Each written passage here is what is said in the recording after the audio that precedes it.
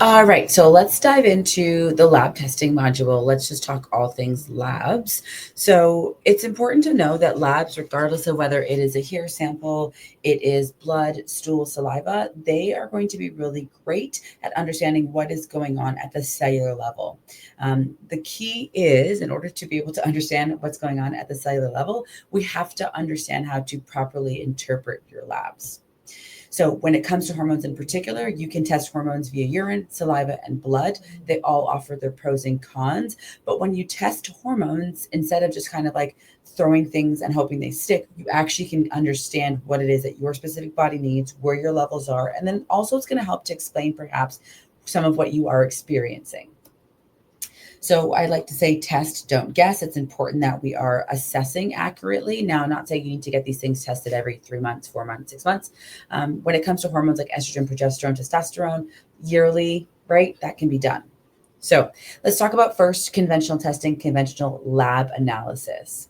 So really quickly kind of overview, as a naturopathic doctor, I am going to lean more towards the functional approach of assessing your lab. So when I look at someone's labs, I am going to not just say, oh, it's within normal range, we're good to go. We're going to actually make sure that it is optimal and within a healthy range, that you still are feeling great, you are energized, and it works for your age, your gender, ethnicity, etc. So when it comes to your conventional docs, right, your primaries that you go to, they're going to be using these broad reference ranges, right? So for example, vitamin D lab reference range is 30 to 100. And as long as you are at 30, they are good to go. They're not going to say anything. Whereas me as a naturopathic doctor, when I see 30, I'm going to say that that's actually subclinical, that's suboptimal. We could do a little bit better. Conventional labs are going to focus on diagnosing and managing symptoms once you actually have a disease. So they will start to intervene once you actually have diabetes, once you actually have high cholesterol, once you actually have hypothyroidism. That's when we intervene. We don't address things prior to the levels getting elevated. The other big thing I will say is that oftentimes conventional medicine is going to miss subclinical dysfunction. So you end up feeling like crap for longer than you need to. The biggest thing here is it waits for the disease to develop. As a naturopathic doctor, I am going to optimize health and I'm going to focus on imbalances so that way we can sustain long-term wellness, but also hopefully ward off any kind of disease like diabetes, like high cholesterol, if possible.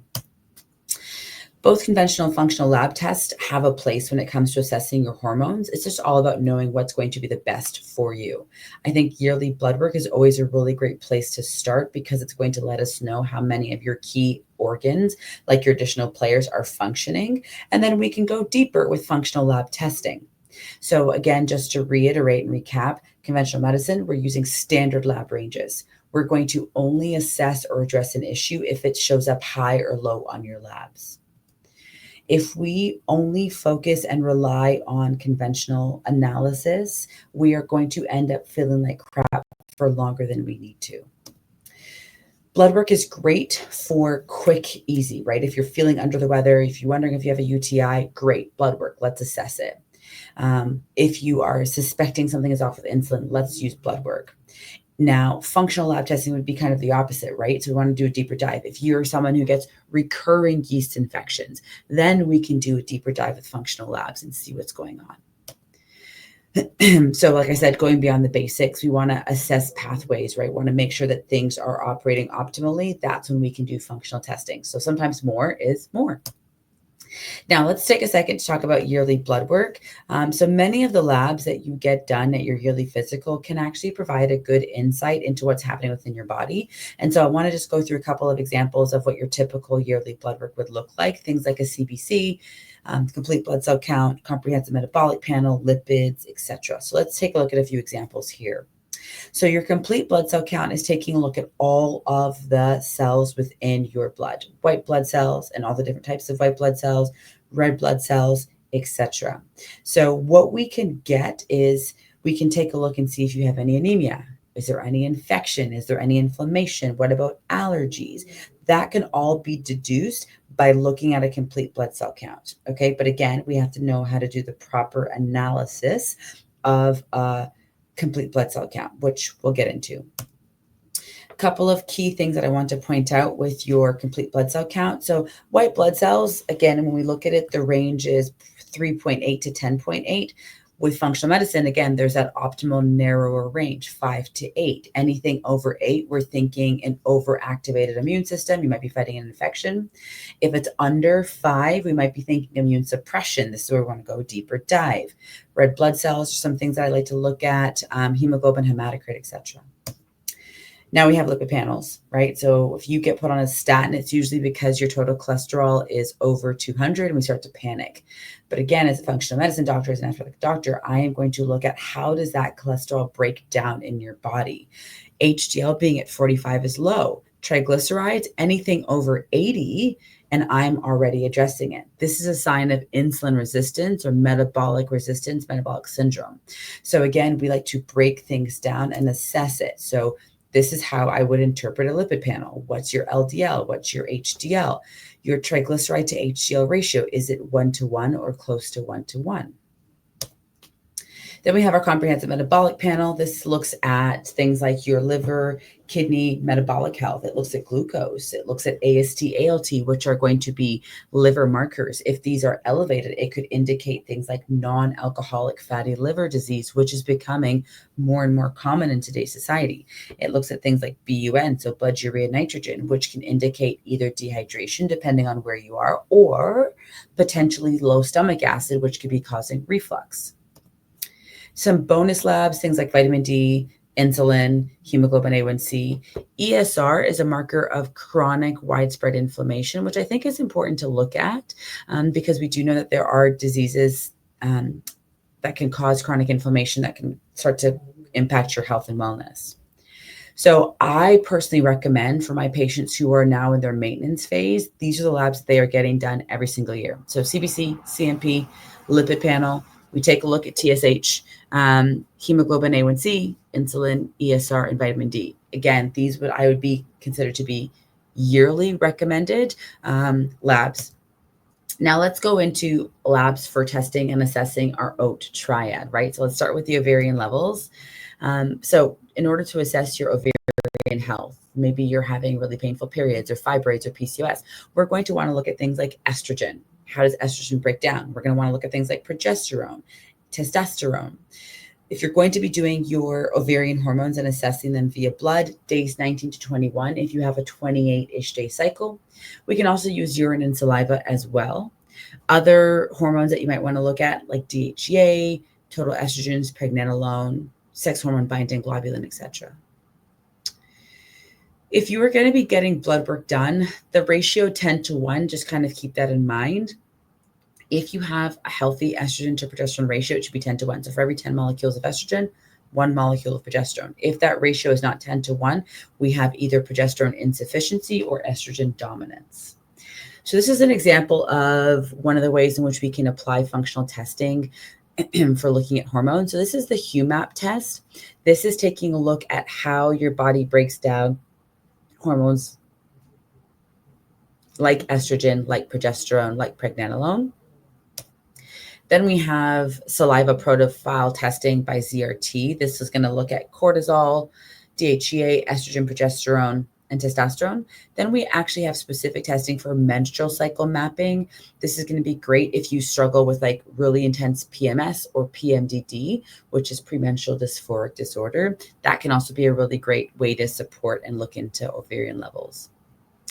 Then we get into the A part, right? So now we have adrenals. So you can look at your adrenals via blood.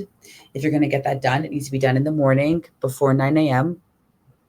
When you get your morning cortisol levels, you're just going to get a single number.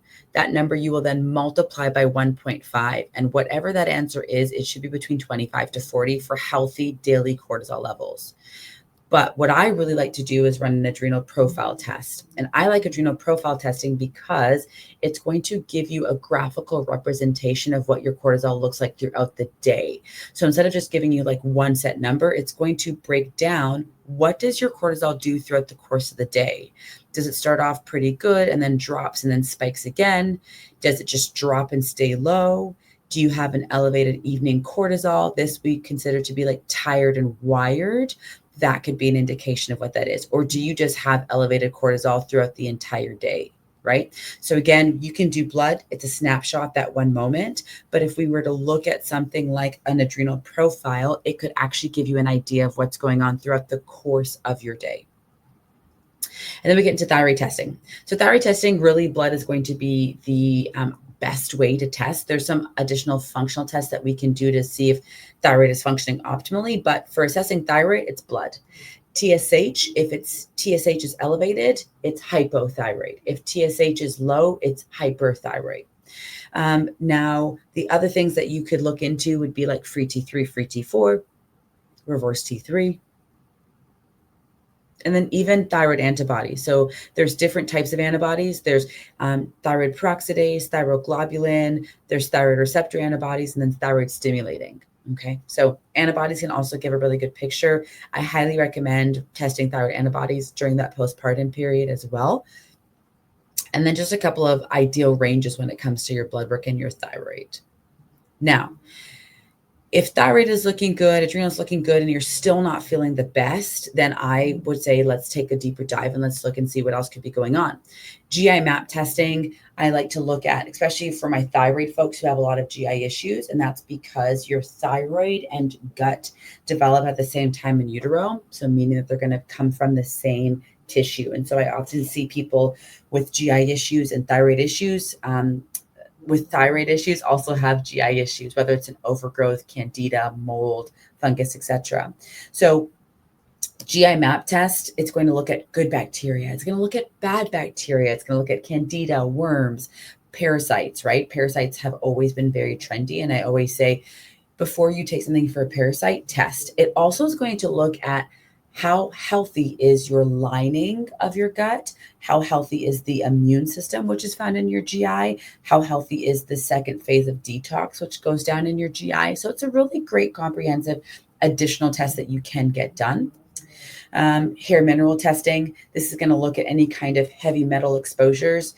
This also could be great if you are someone who is having thyroid issues and maybe has a history of heavy metal exposure, whether it's through pesticides, paints, lead, or even occupational hazards.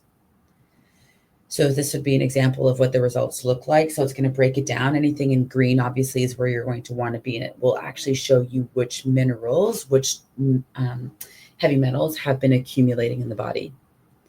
Then we have organic acid testing, probably by far one of my favorite tests. Organic acid test is looking at the byproducts of your cellular pathways. So if you have a cellular pathway that's not functioning properly, for example, if your body has a hard time converting your carbs into fuel, you're going to end up feeling sluggish, low energy, maybe even brain fog, and you're going to have issues with weight. So with organic acid testing, we can actually take a look and see, is that pathway working properly? Is there any gaps in that pathway?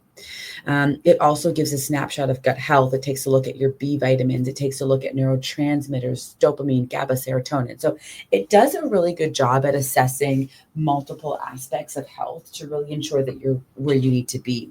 This could be great if you are maybe transitioning through perimenopause, if you are struggling with low energy, brain fog. I really actually do like to run this a lot on my pediatric population too, for like brain fog, ADD, etc. And this will just be an example of what an organic acid test looks like. It's just one of the pages, but it's over 70 different markers of cellular health that it's looking at and assessing.